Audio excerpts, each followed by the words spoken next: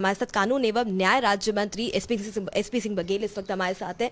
Baghel sir, क्या आपको लगता है कि हिस्ट्री के साथ, फैक्ट्स के साथ छेड़छाड़ की गई है और विपक्ष भी लगातार ये बात जो मोहन भागवत ने की वो हजम नहीं कर पा रहा है? इतिहास द्वापर, त्रेता, कलयुग और सतयुग का भी है।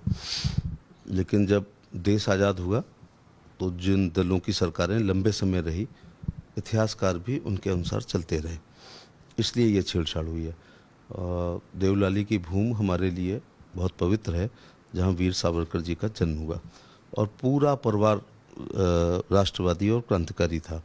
सभी भाई उनके जेल गए और वो अकेले स्वतंत्रता संग्राम के अकेले सेनानी हैं जिनको 2 आजीवन कारावास मिले। आजीवन कारावास का मतलब होता है कि टिल डेथ, इसकी परिभाषा लोग 20 साल 10 साल लगा लेते हैं।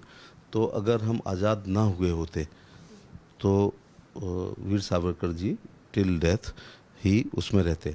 जो इस प्रकार के आरोप लगाते हैं नादान लोग हैं, और जब वो आसमान पर थूकते हैं तो उनके मुंह पर ही थूक गिरता है, क्योंकि अब वीर सावरकर जी किसी भी पहचान के मोहताज नहीं हैं। इतने प्रखर राष्ट्रवादी इस धरती पे कम हुए हैं। हजारों साल नरगिस अपनी बेनूरी पे रोती है, बड़ी मुश्किल में होता है चमन में दीदावर पैदा। तो वो ऐसे हमारे दीदावर हैं।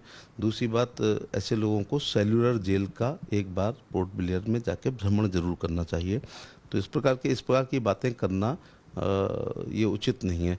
जो जाति, वर्ग, क्षेत्र और धर्म अपने पुरखों का सम्मान नहीं करता है वो कभी आगे नहीं बढ़ सकता है, क्योंकि इस सम्मान से जागृति आती है, जागृति से सोच बदलती है, सोच से संघर्ष करने की क्षमता आती है, संघर्ष से सत्ता मिलती है, सत्ता से इतिहास बनता है, फिर इतिहास इसी प्रकार से अंबेडकर भवन में लिखा, पढ़ा, समझा और सराहा जाता है। तो यानी कि सर, आप मानते हैं इतिहास के साथ छेड़खानी की गई है? और सर, लगातार हम लोग एक बात देखते आए, विपक्षी पार्टी में चाहे लेफ्ट हो चाहे कांग्रेस हो, सावरकर पर अटैक लंबे समय से इनके द्वारा किया जा रहा है, ऐसा क्यों? बीजेपी तो बताती है, पूरा देश मानता है।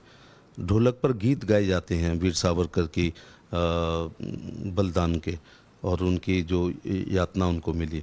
तो इनके कहने से कुछ नहीं होता। मैंने कहा ना कि आसमान पे थूकेंगे तो मुंह पर ही आकर के गिरेगा।